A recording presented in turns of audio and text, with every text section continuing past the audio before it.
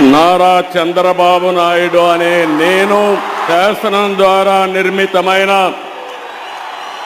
భారత రాజ్యాంగం పట్ల నిజమైన విశ్వాసం, విధేయత చూపుతానని, భారతదేశ సార్వభౌమాధికారాన్ని, సమగ్రతను కాపాడుతానని ఆంధ్రప్రదేశ్ రాష్ట్ర ముఖ్యమంత్రిగా నా కర్తవ్యాలను శ్రద్ధతో, అంతఃకరణ శుద్ధితో నిర్వహిస్తానని, భయం కానీ,